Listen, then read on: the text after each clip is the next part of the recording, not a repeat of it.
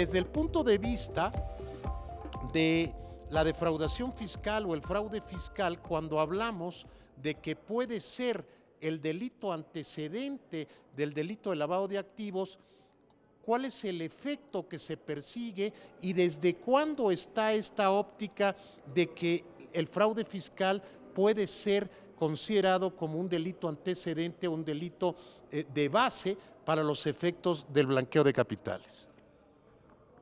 Muchas gracias. Fíjese, acá hay un tema muy importante y es el asunto relativo a las modalidades a través de las cuales se relaciona el fraude fiscal y el blanqueo de capitales.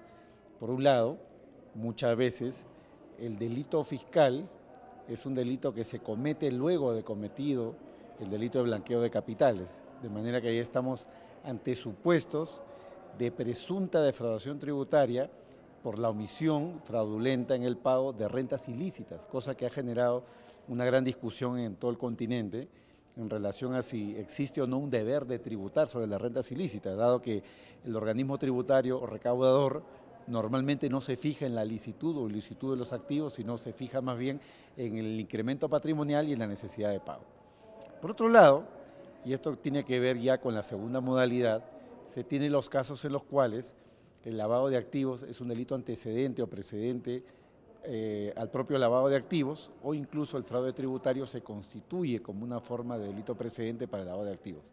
Y esto proviene de una recomendación del GAFI, de las 40 recomendaciones del año 2012, que ha impulsado que en varios países, entre ellos Perú, España, Chile, Argentina, Brasil, el delito de lavado contemple como delito antecedente el delito de defraudación tributaria, lo cual genera una serie de problemas desde el punto de vista dogmático, porque acá el tema central es cómo identificar lo dejado de pagar, cómo determinar cuál es la cuota tributaria efectivamente defraudada y que va a ser objeto del lavado de activos. Es un problema práctico desde el punto de vista procesal, desde el punto de vista forense, y muchas veces lo que sucede es una mala práctica por parte de las autoridades de imputarle un desbalance patrimonial total a la persona con la finalidad de que ésta se pueda defender, lo que genera una suerte de inversión de la carga de la prueba, una perversión, digamos, del procedimiento penal, cuando esto debe ser enfocado más bien en sentido inverso.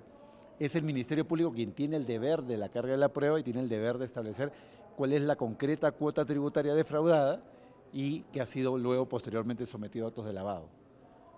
Muy bien, doctor Caro Coria. Hay algunos dogmáticos o algunos investigadores de las ciencias jurídico-penales que hablan de que no puede darse una consecuencia surgida del delito de fraude fiscal como delito antecedente del delito de blanqueo de capitales o lavado de dinero, porque se sostiene la famosa teoría de las condiciones antecedentes o conductas precedentes, pero que persiguen un fin en sí mismo. Es decir, que cuando el sujeto activo del delito de fraude fiscal busca, con la omisión del pago de la cuota, defraudar al fisco fiscal, lo que persigue finalmente es hacer uso de ese recurso y se considera que desde origen la famosa teoría de los actos copenados, ya sean antecedentes o precedentes, pero se dice que de origen ya está inmerso en el fraude fiscal la acción de infiltrar o posicionar esos recursos dentro del sistema financiero. ¿Cuál es su opinión al respecto? Y si usted considera que efectivamente procede o no procede considerar como un delito anterior copenado al fraude fiscal y que lleva implícito ese uso del recurso dentro del sistema financiero legal. Bien, este es un tema interesante y complejo, primero porque hay que tomar en consideración de que lo dejado de pagar, la cuota tributaria, es producto de la comisión de un delito. Aunque la persona no ha recibido nada, simplemente no ha pagado, el dinero preexistía en su patrimonio y sigue en su patrimonio tras la comisión del delito, desde el punto de vista de la imputación objetiva hay un resultado material, que es la cuota tributaria producto del fraude. En consecuencia, ahí tenemos un activo, un producto de un hecho delictivo que puede ser objeto de lavado. Dependiendo de las legislaciones, esto puede significar dos cosas, ¿no? En aquellas donde se sanciona el autolavado, como es el caso de Perú, Argentina, España, en esos supuestos es necesario diferenciar claramente los meros actos de posesión y tenencia para no violar el principio de ne bis in idem. Es decir, si yo cometo defraudación tributaria, tengo la plata en mi cuenta, por ese solo hecho, esa sola tenencia o posesión de la cuota tributaria defraudada, yo no puedo cometer lavado de activos, porque eso equivale al momento consumativo de la defraudación. Para poder cometer lavado de activos en aquellas legislaciones que lo permiten, finalmente es un tema legislativo, porque, por ejemplo, en Alemania el delito tributario puede ser un delito precedente, pero el defraudador no puede cometer lavado, tienen que ser personas que realicen actos posteriores. Claro, en aquellos países que lo permiten, lo que va a suceder es que el defraudador, para cometer lavado, va a tener que realizar posteriores actos, pero no actos relativos a, digamos, a cualquier compra de bienes o cualquier acto de disposición. Tienen que ser actos encaminados a ocultar el origen delictivo de estos bienes. Es decir, dentro de lo que es la ley penal de materia de blanqueo de capitales, tendría que significar actos de inversión, conversión, transferencia, ocultamiento, tenencia, ¿no? Todos orientados, como repito, a ocultar ese origen delictivo. Pero si yo, por ejemplo, me compro simplemente un carro, o si yo simplemente realizo actos de disfrute, desde mi punto de vista ahí no estamos ante un supuesto de lavado de activos derivado del delito tributario. Se requiere una inserción en el tráfico mercantil con la finalidad de ocultar el origen ilícito. Correcto. Brevemente, quisiéramos que nos hiciera sus comentarios respecto a una figura completamente invertida. Es decir, hay algunos países que consideran lo que se denomina actos ilícitos y tributación.